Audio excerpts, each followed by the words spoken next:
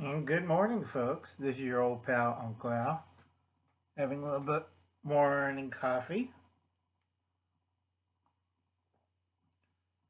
I tell everybody a nice trick if you want to disguise yourself, or in fashionable, wear dark glasses and get yourself a nice blazer. Now, I got this at a thrift store. I read the tag inside. It's usually running for about 300 bucks if I bought it retail, but I got this for 20 bucks. It's a nice blazer, and you should have one at home. Okay. Another thing is, if you want to press a date or just look cool or authoritarian, all you have to do is get one of your bandanas and stick it into the pocket right there for two reasons. It's a tool and also makes a nice pocket square. All right. And you can hide things in this pocket too. But you put the pocket square on top so nobody ever figures out what you got below in there, like a garret or several throwing stars or a tear gas bomb, whatever you want. But that's this and that. And we're talking about fashion. Now, Uncle Al covers fashion, and this is your first fashion lesson. If I put this on, I look like a businessman walking by. Remove the dark glasses, college professor. Okay, you can wear a short sleeve turtleneck. It looks nice, plain, cool. Walk through the thing. Nobody thinks you're survivalist or prepper. It's a old Uncle Al, and he's going to the church office. Now for the time travel stuff. We have to wear our little hat for that.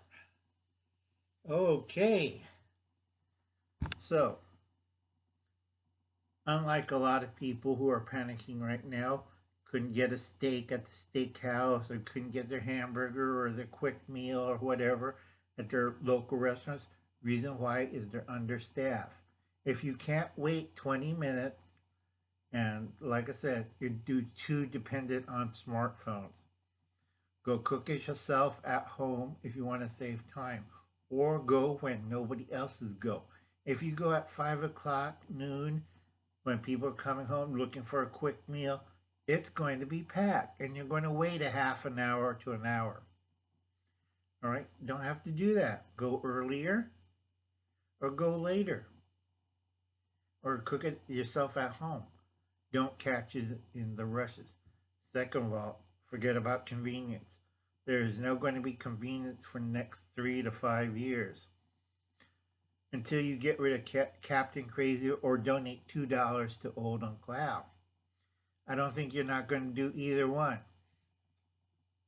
Okay, let's go back into our time traveling bit. Uncle Al's weirdo history lesson. First thing, in Greenland, they found remains of the great Viking saga between Vikings and Eskimos. The Eskimos were called Skraelings for the Battle of Greenland. Unfortunately, the Vikings lost. Next, we had Vikings and Indians, battle for Canada. Again, Vikings lost. Vikings versus Central and South American Indians. Again, Vikings got their butt kicked, but they retreated to Canada, back to Greenland, back to Europe.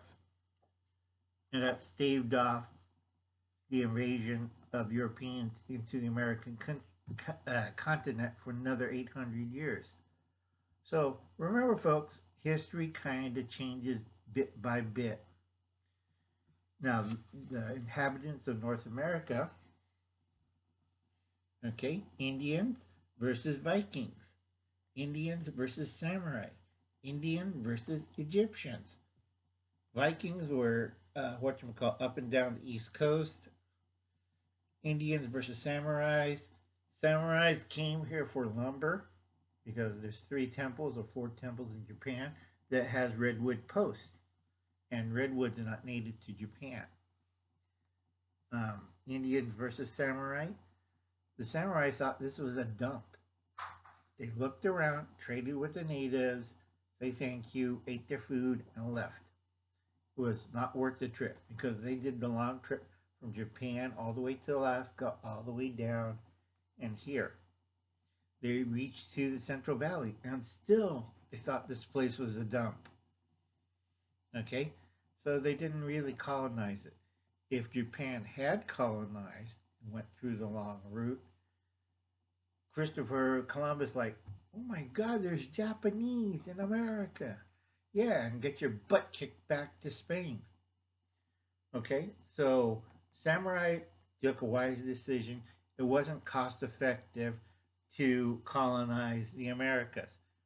Too long of a trip, too hard, and it wasn't worth it.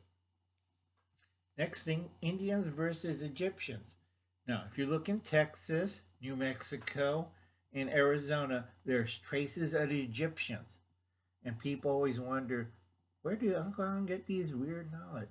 Because a lot of people don't understand that the American Southwest have a strong connection to the Egyptians. And that's a whole nother ball game and we're going to talk to it. Next to it, same time as the Egyptians, Indian versus aliens. Now, throughout the North American history with the Indians, they have several contacts with aliens, some good, some bad. A lot of aliens got their butts harpooned with bows and arrows and spears.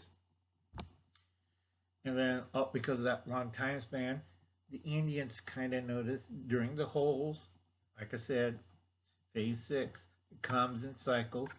They had to fight creatures from other dimensions and other universes. And that's in their myths and legends. And I tell people, you know, you'll find graves of giants all over North America, and you have myths and stories about Indians fighting giants. Duh. That goes same thing for terror birds. Okay. And remember, folks, being bat poop crazy is Uncle Alan's gig. And I'll catch you later. You have a nice day. Remember, try to find a nice, comfortable, fitting blazer. You'll fool a lot of people. And I'll catch you later, folks. You have a nice day.